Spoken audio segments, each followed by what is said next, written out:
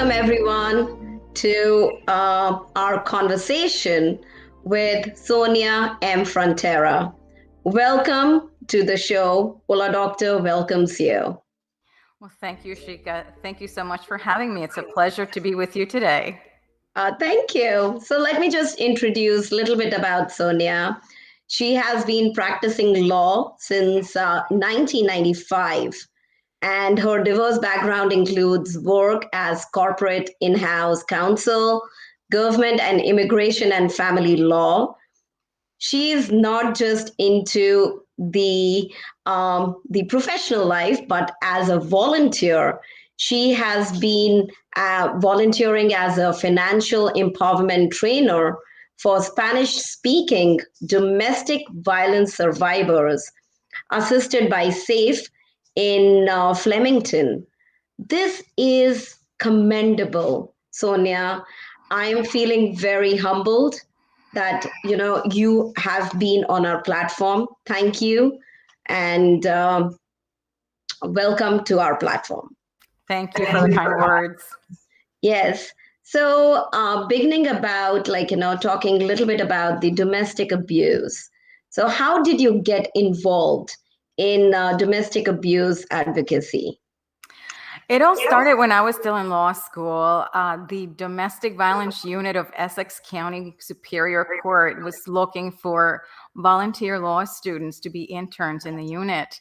And my friend and I were both very interested in women's issues, and we decided to do the internship together. And it was an eye-opening experience. It was absolutely amazing to learn so much about domestic violence and go to court with the victims and see what they go through and learn about the dynamics of domestic abuse. It was a really fantastic experience, and it just increased my curiosity in the area. Wow. Yes, that is true. And this is such a thing that, people don't talk about it.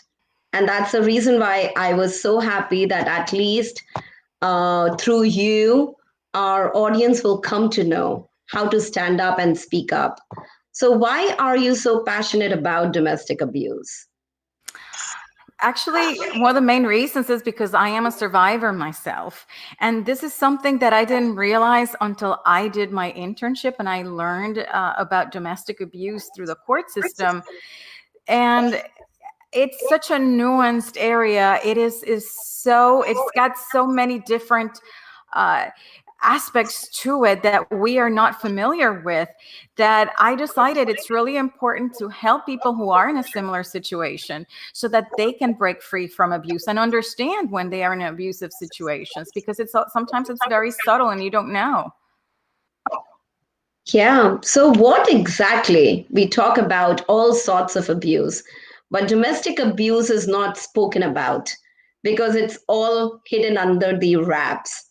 So, what is exactly domestic abuse?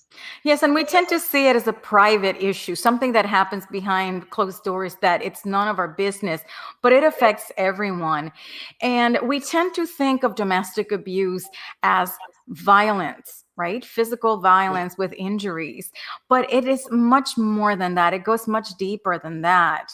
And partner abuse is when one of the partners tries to exert power and control over the other partner through various means. And it can be not just physical, it can be emotional abuse. And we're familiar with verbal abuse. It can be psychological abuse, where a partner is constantly criticizing and berating, humiliating the partner, calling them names.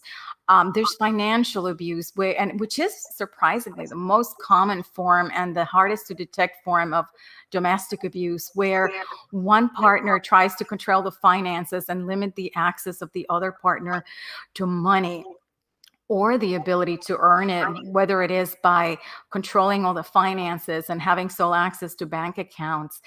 It can be gaslighting, where a partner is trying to make the other partner question their own sanity. So there are many, many, many ways one partner can exert abuse over the other.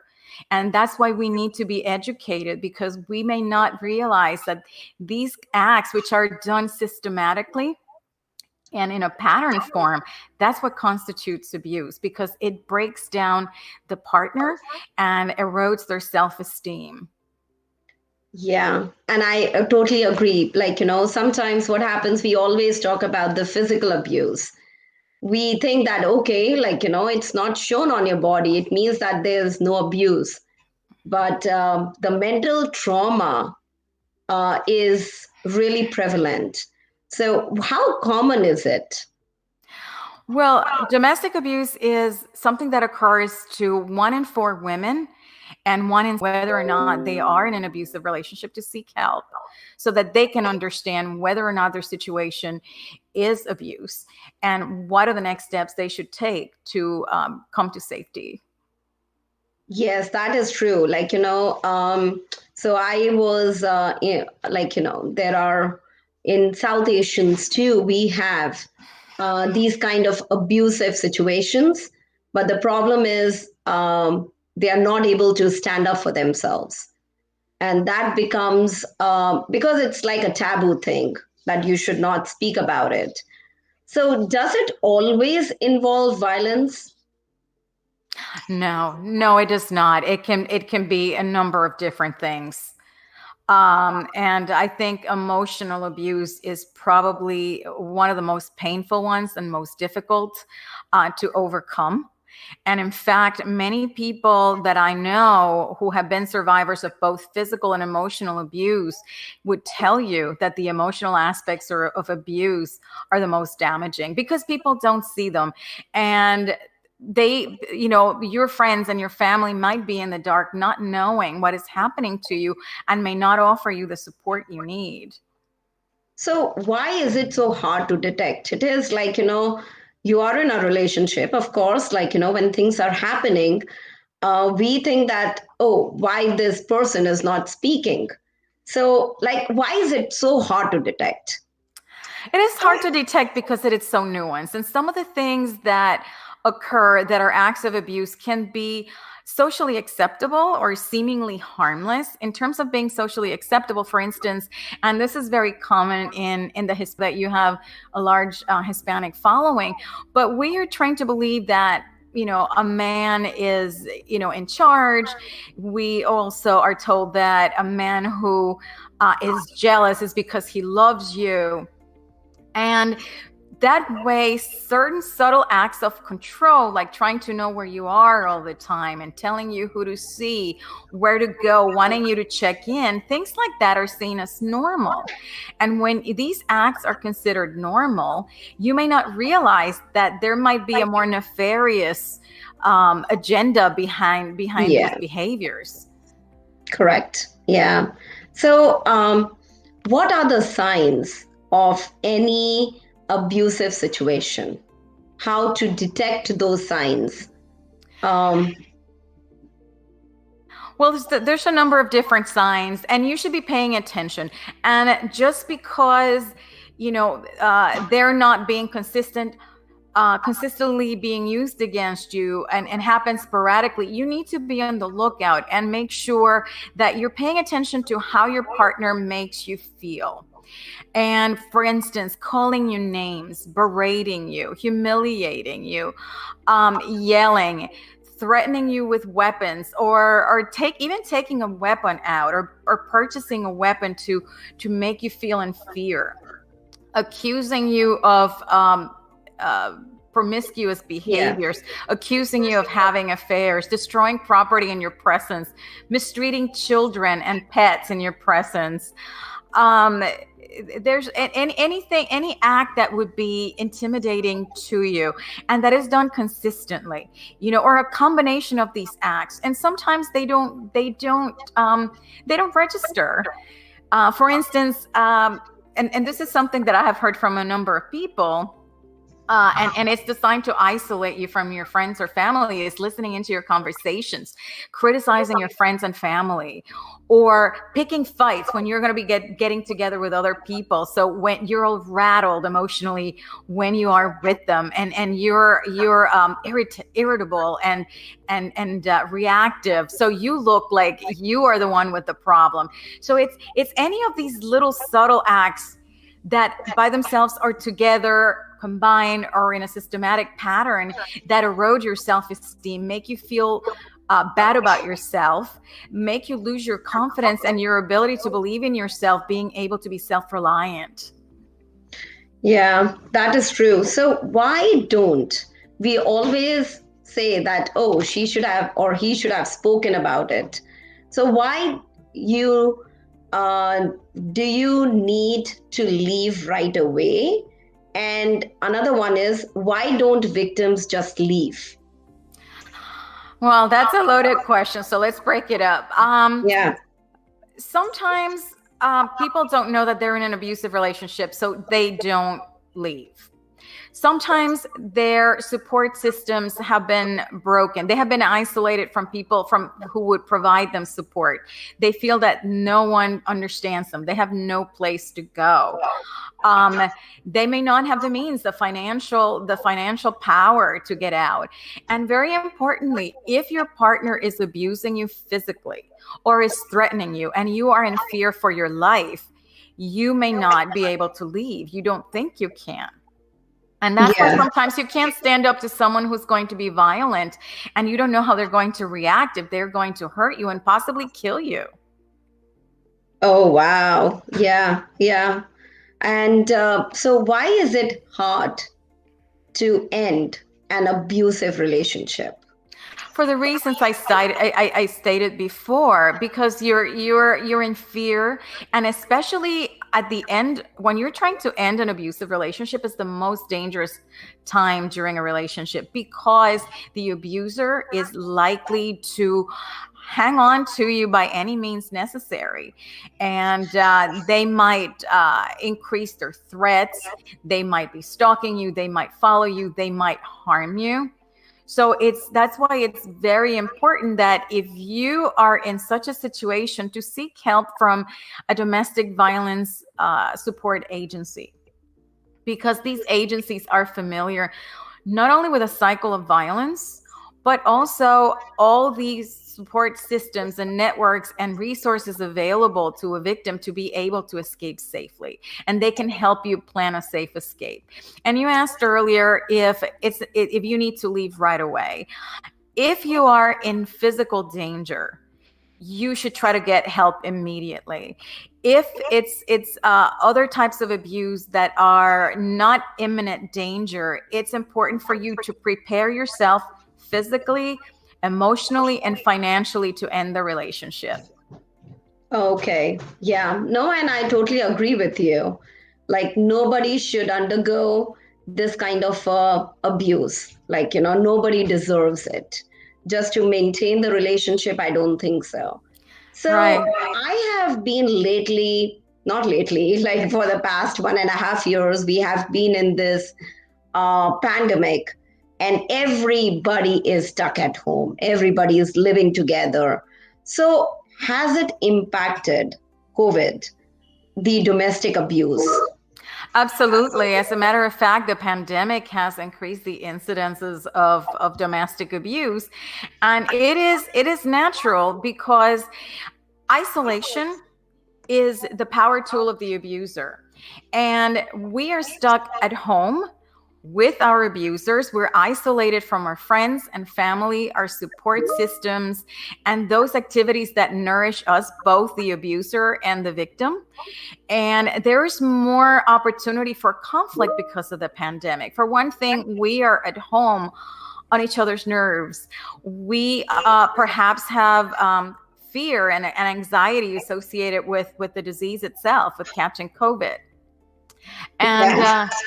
And also there might be some financial issues at play as well, because many people have lost their jobs because of the pandemic. So you get all this mix of variables that are really conducive to an increase in domestic violence. Correct, correct. I completely agree with you because when you are like, all boxed in and like, that thing, that frustration is there at that point, it is very difficult. So I've just got a question from someone in the chat.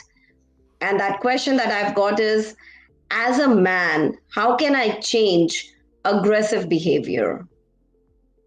That's a very good question. I think you may want to start working with a counselor. I'm a big fan of working with the professionals because you want to get an understanding of why you have these aggressive behaviors, get to the root of those behaviors, and then try to find mechanisms to deal with them. So I would recommend reaching out to a therapist. Oh, yes.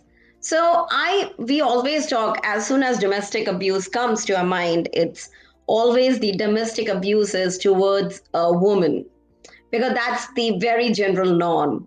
But I have been seeing that there has, or do you have the experience? If you can, like, tell us some story from your, like, thing that, a man also undergoes these kind of abusive situations.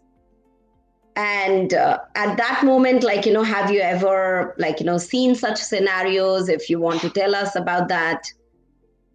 Yeah, yes, domestic abuse doesn't respect any labels. It occurs to men and women and people in heterosexual as well as same-sex relationships. And men are sometimes abused by their female or male partners.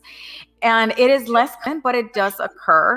And I have seen, it's in the experiences that I have seen, they involve more mental health issues and psychological abuse.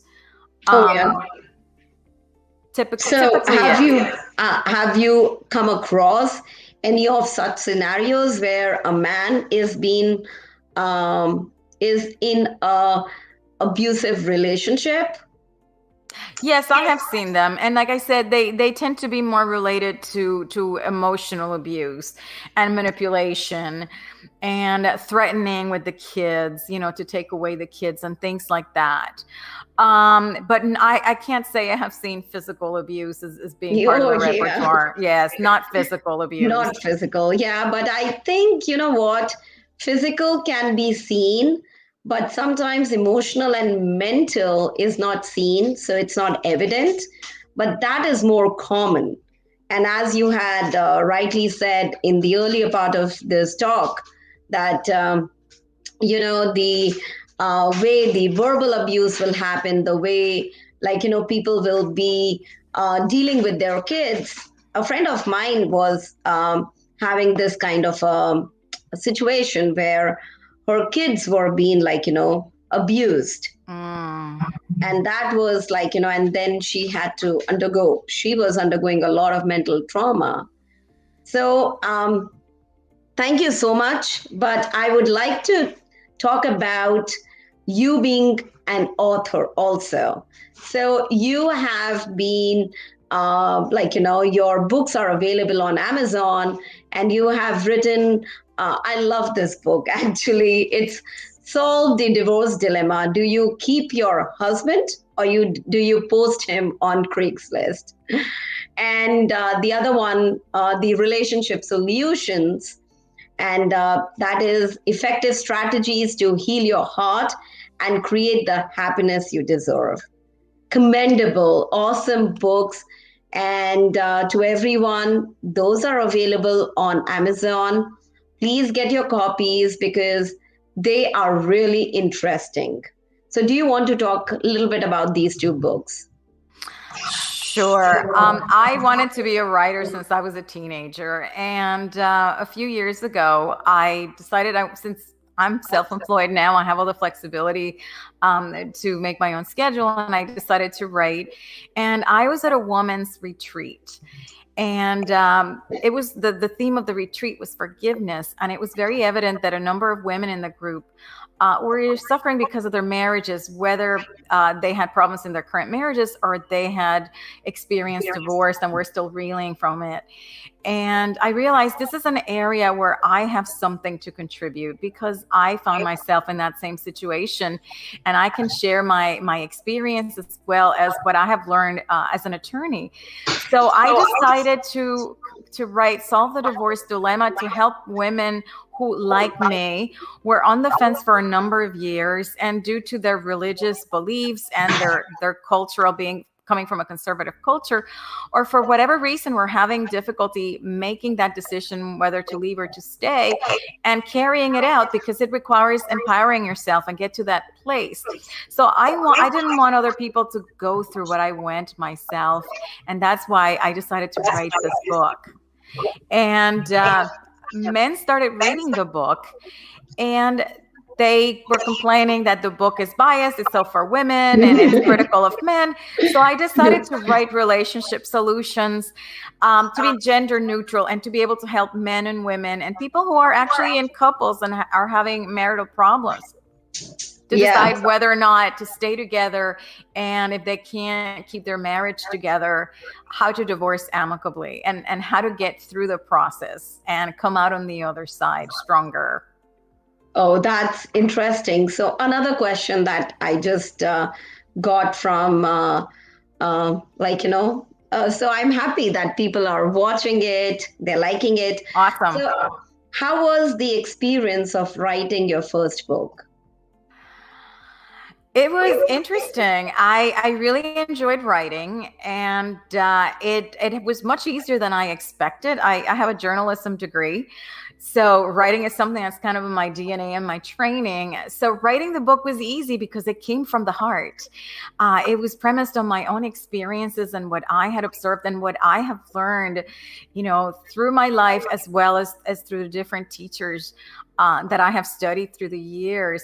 But what I found most surprising was that promoting, marketing, and getting a book out there is a lot more work than writing it. I wasn't ready for that. I know.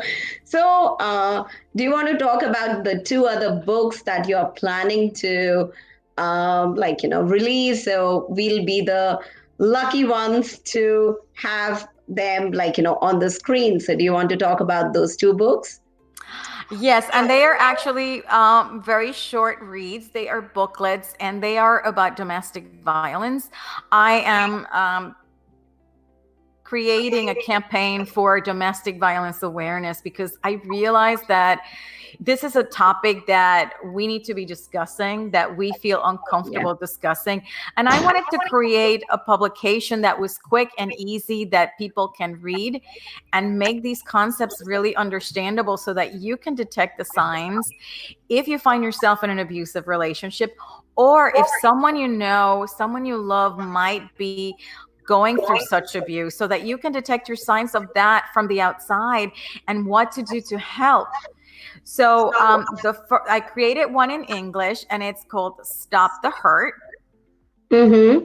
Wow. And, yes. And I created also a Spanish version of this booklet because there is very little information about domestic abuse in Spanish. And our community, the Hispanic community, needs this information, and in a way that can be understood, that's digestible, and that is relatable. So I present all this information in a way that is actually very useful to people, that they can relate to the different aspects of domestic abuse that are really not talked about, and in ways that you can see how these dynamics play out. Correct. Because it's something that doesn't click. Like you were asking these questions. Why don't people leave, right? Yeah. Why does she take it? Why don't they stand up? And these are very mysterious things that unless you are in the shoes of a victim, you have no idea what it's like. Correct. I agree. Yes. Yeah. And if you are not into that kind of a scenario, you don't know. People can say whatever they have to say from outside. So how can I act if I see domestic abuse? That's a question from the chat. So somebody wants to know, how can they act if they see domestic abuse? I mean, and it relates to two different scenarios. One, if you suspect someone is being abused and you have not witnessed it, and if you have actually seen somebody who is being abused, or you have noticed that they have physical signs of abuse, like black and blues, or cuts, or a black eye. If you notice those signs of abuse, you can be more direct. But the way I would start is by approaching the person in a way that is non-threatening and private, because you want to make sure the person is not being overheard, that their partner is not listening in, because that's one of the things abusers do. They like to control your access to other people and listen to your conversations, and look at your devices and see who you have been talking to. So you want to set up a chat that is going to be private and in a way that is comfortable for the other person. Start asking open-ended questions. How are you? How are you and your partner doing? I haven't seen you in a while, because typically you are being the victims are being isolated from their friends and family. And start the conversation. And if the person opens up, you can let them know. You can talk to me. You can tell me if anything is wrong. I will be there to support you. And if the person opens up with respect to the abuse, please let them know that you are there for them unconditionally, and that you will help them in any way that is necessary. Yeah. And help them. Communicate what are the sources. Be familiar with the resources for domestic violence victims in your community, and offer to go with them if they need someone to go to the police or to the domestic violence agency in their community, or to the court, and make them feel supported, because this is the worst part about being in an abusive relationship. You feel isolated. Yes, that's true. And unsupported. So it's the most important thing is let them know you will be there for them. And please, whatever you do, don't tell them what to do. Don't tell them they have to leave. You're stealing their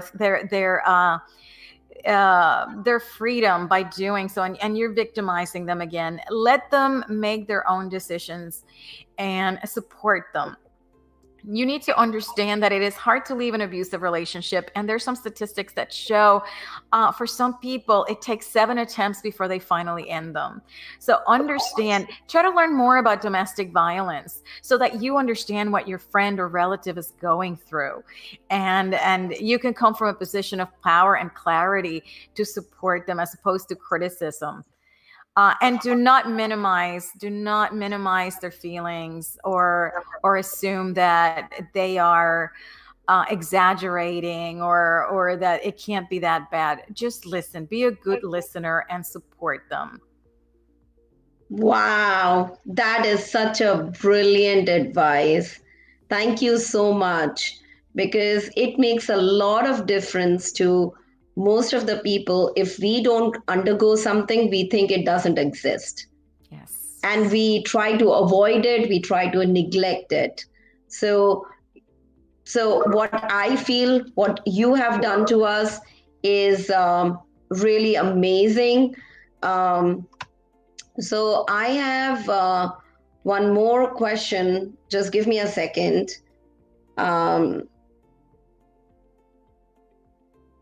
What about those who do not want to? Okay, the question is, what about those who don't want to confront the fact that they are in abusive relationship? How do you break through them? That is difficult. I think you really can't force people to see it. You need to be subtle about it. Because if you confront the person, you might make them become defensive, perhaps excuse the behaviors that they're experiencing. and actually shut you out. They can avoid you. So it is important to be subtle and to be understanding instead of trying to tell people what to do. They're in under tremendous pressure in the relationship, and they don't need other people victimizing them again by controlling them and telling them what to do. Help them, get them information. That's why I have this booklet. That's why I created Stop the Hurt, because this is something you can share with a friend, and if they read it, it can open their eyes, and they will learn and understand that they're in an abusive relationship, and that there's things they can do, that they deserve better, that it's not their fault, and that they deserve to be free from abuse. Yeah, thank you, Sonia, so much. It was, I think, by far one of the best conversations that we could have. Thank you so much. And thanks to everyone for giving us food for thought and asking questions. Thanks, Sonia, again. Thanks for having me. Bye bye. Bye.